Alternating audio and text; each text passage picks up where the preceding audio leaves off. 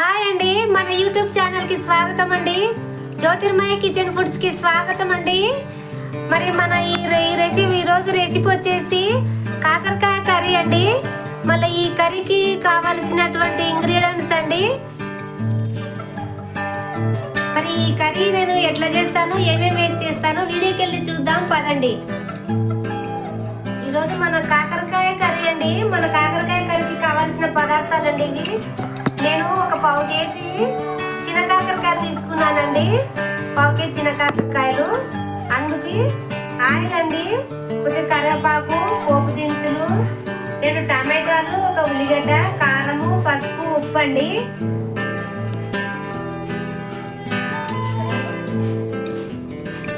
ఇప్పుడు మళ్ళీ ఈ కర్రీ నేను ఎలా చేస్తానో ప్రాసెస్ లోకి వెళ్దాము. స్టవ్ వెలిగిస్తున్నానండి. నేను స్టవ్ వెలిగించాను.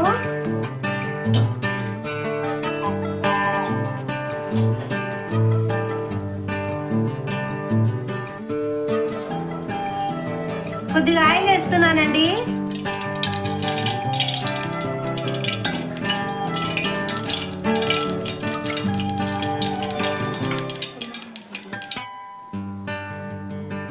ఆయిల్ అయితే హీట్ అయ్యిందండి. నేను ఉల్లిగడ్డలు వేస్తున్నా కొన్ని. చాలా సింపుల్గా చేసుకోవచ్చండి.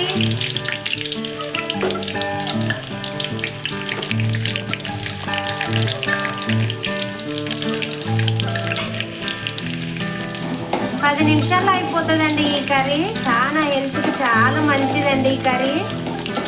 ఎవరికైనా చాలా చాలా చాలా చాలా అంటే చాలా మంచిదండి ఈ కర్రీ. చాలా టేస్టీగా కూడా ఉంటుంది.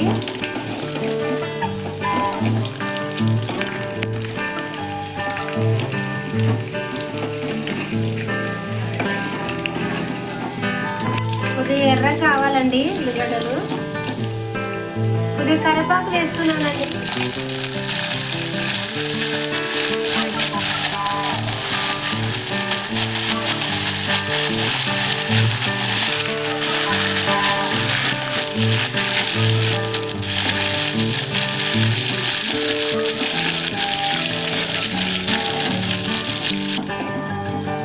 కాకరకాయలు వేసేస్తున్నానండి.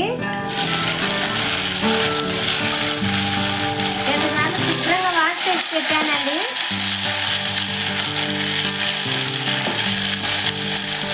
అలాగే టమాటా ముక్కలు కూడా వేస్తున్నా, ఉల్లిగడ్డలు కూడా వేసేస్తున్నాను.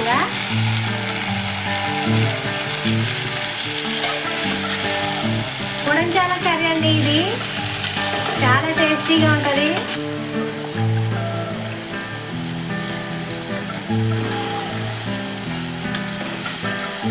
కొంచెం ఉప్పు వేద్దామండి.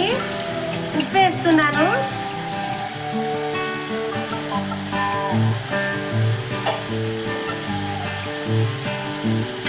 పొడంచాల కర్రీ అని కూడా అంటారండి దీన్ని. మా నాన్నకి చాలా అంటే చాలా ఇష్టం అండి పొడంచాల కర్రీ. మీరు కూడా ఒకసారి ట్రై చేయండి. చాలా బాగా నచ్చుతుంది మీకు కూడా. అందరికీ రొట్టెలోకి, అన్నంలోకి, చపాతీలోకి, దేంట్లోకైనా అదిరిపోతుందండి ఈ కర్రీ.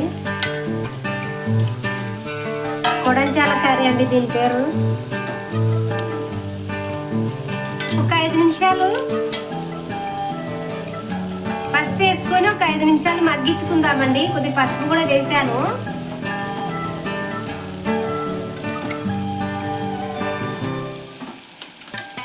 మూత పెట్టేద్దామండి.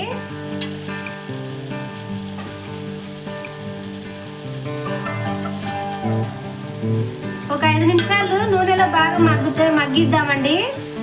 తర్వాత మూత పెట్టేద్దాం. ఒక 5 నిమిషాలు బాగా మగ్గుతాయి.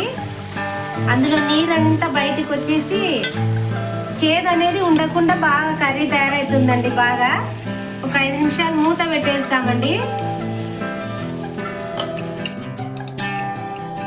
5 నిమిషాలు అయిందండి. నేనైతే మూత తీస్తున్నా. టమాటాలు బాగా మగ్గినాయండి. నేనైతే ఇప్పుడు కారం వేస్తున్నా. ఇందులో మసాలాలు ఏం అవసరం లేదండి. మసాలాలు లేకుండా ఇట్లనే చేసుకుంటే చాలా టేస్ట్ ఉంటుంది. కాకరకాయ ఫ్లేవర్ అనేది తెలుస్తుంది అన్నమాట.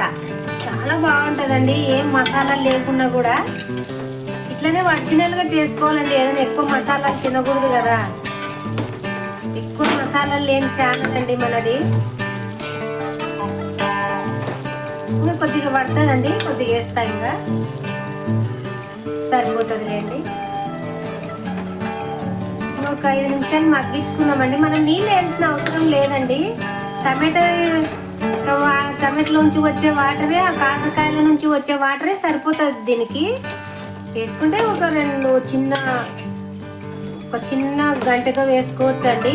కొద్దిగా అయితే వేస్తానండి నేను, ఎందుకంటే అవి ఉడకాలి కదా, వేసేస్తాను.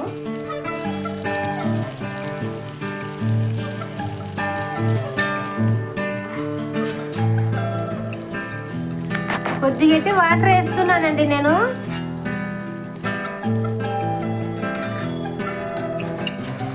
వాటర్ వేయకపోయినా చాలా బాగుంటుందండి. టమాటోలో వాటర్ వస్తుంది కదండి, ఇది కాకరకాయలు కూడా వాటర్ వస్తుంది కాబట్టి ఏం అవసరం లేదు, కానీ కొద్దిగా వేస్తే ఇంకా చాలా బాగుంటుంది. ఉప్పు చూసుకుందామండి ఇప్పుడే. ఉప్పు చెక్ చేసుకుంటే, ఉప్పు చూస్తున్నానండి.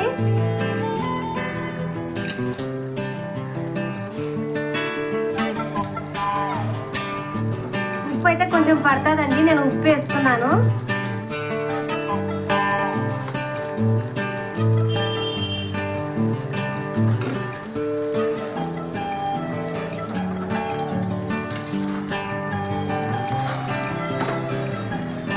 ఒక 5 నిమిషాలు మగ్గించుకుందామండి చిన్న మంట మీద. నేనైతే మూత పెట్టేస్తున్నానండి, మూత పెట్టేస్తున్నా, చిన్న మంట మీద మూత తీస్తున్నానండి. 5 నిమిషాలు అయ్యింది, బాగా ఉడికిందండి. ధనియాలు, ఎల్లిపాయలు తీసి దంచిన పొడి అండి ఇది, వేస్తున్నాను నేను. కొద్దిగానే వేస్తున్నా, ఎక్కువ మసాలాలు వేయకూడదండి ఈ కర్రీకి.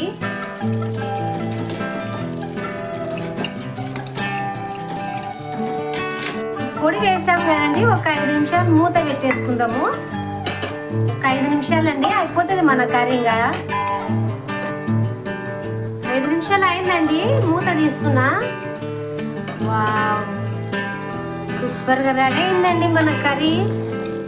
గ్రేవీ ఎంత బాగుంది చూడండి, తినని కూడా చాలా బాగుంటుందండి. చూడండి ఎంత బాగా ఉడికిందో, అసలు సేద్ అనేది ఉండదండి ఈ కర్రీ. దించుకుందామండి, అయిపోయింది మన కర్రీ, సర్వ్ చేసేసుకుందాము.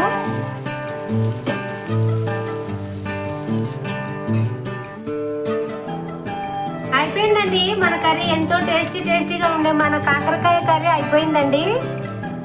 మరి